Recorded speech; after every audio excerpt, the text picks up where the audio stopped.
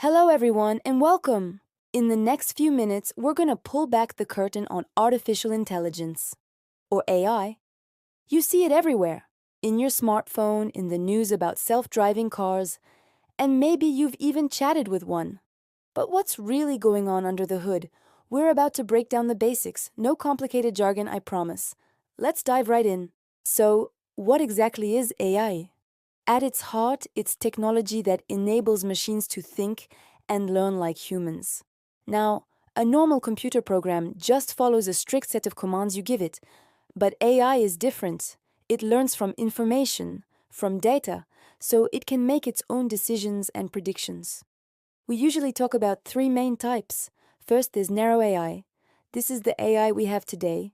It's fantastic at one specific job, like recognizing your face to unlock your phone. Then there's the big goal, strong AI. This would be a machine with the same broad intelligence as a human. We're not quite there yet, but that's where the research is headed. Finally, there's superintelligent AI, a future concept where a machine could outperform humans in every possible way. The engine driving most of today's AI is something called machine learning. Think of it like this.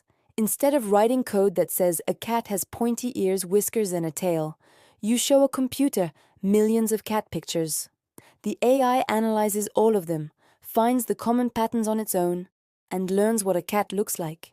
It teaches itself. So how does this learning process actually happen? It all starts with training. Let's use a text-generating AI like GPT as an example.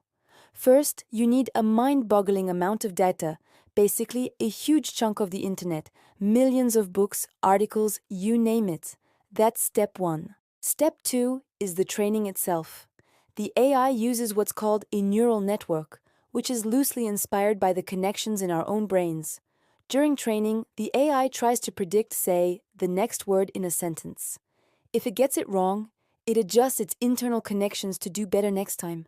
It's a massive, incredibly fast game of trial and error until it gets really, really good at it. Step three is when the AI is ready to work. It's called inference. You give it a new task, like write a short story about a friendly robot, and it uses everything it learned to generate a response, predicting the most likely sequence of words. This is also how AI art generators create stunning images, by learning from millions of pictures. AI is already changing our world.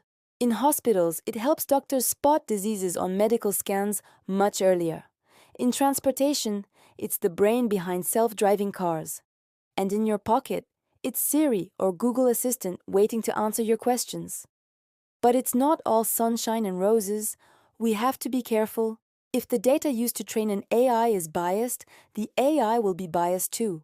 There are also big ethical questions about the future of jobs and how our personal data is used. That's why we're seeing new rules and regulations starting to take shape.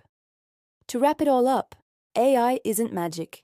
It's powerful technology that learns from vast amounts of data using clever algorithms to mimic human intelligence. We are just at the beginning of this incredible revolution, and while there are challenges we need to solve, the potential is absolutely immense. Thanks so much for watching. If this sparked your curiosity, I'd love to hear your thoughts in the comments. Don't forget to like this video and subscribe for more deep dives into the tech that's shaping our future. See you in the next one.